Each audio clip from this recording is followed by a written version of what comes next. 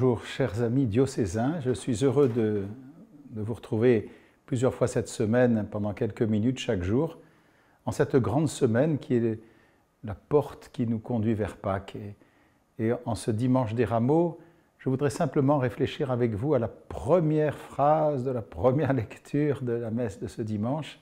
C'est dans le livre d'Isaïe. Le Seigneur Dieu m'a ouvert l'oreille, il m'a donné le langage des disciples, pour que je puisse, d'une parole, soutenir celui qui est épuisé. Soutenir celui qui est épuisé, c'est une expression qui est parlante aujourd'hui. Notre terre est épuisée, les relations humaines sont parfois aussi épuisées. Chacun de nous éprouvons aussi parfois la fatigue et aussi à certaines heures l'épuisement, pour beaucoup de raisons.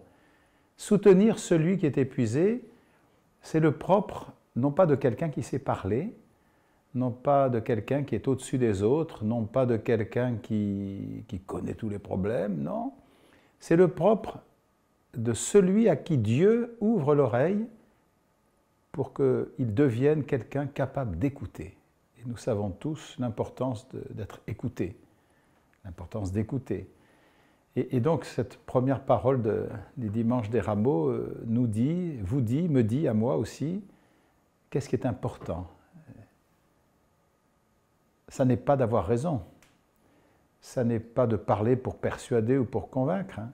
Ce qui est important, c'est d'écouter celui qui nous a fait vivre, le Christ, et qui lui vient porter toutes nos épreuves, nos épuisements. Jusque sur la croix, il a porté tous ces épuisements-là, et il est celui qui est l'écoutant du Père, et qui reçoit jusque dans sa chair la promesse de la vie éternelle, de la vie véritable. Voilà, donc je vous souhaite cette semaine sainte de consacrer un peu plus de temps à l'écoute de la parole de Dieu dans la prière et aussi à recevoir dans votre prière ceux et celles qui sont épuisés, non pas tout de suite pour leur parler, mais pour qu'ils existent et qu'elles existent dans votre relation avec Dieu. Voilà, je vous souhaite donc une très belle semaine sainte. Et à bientôt pour le mardi saint, le jour de la messe chrismale.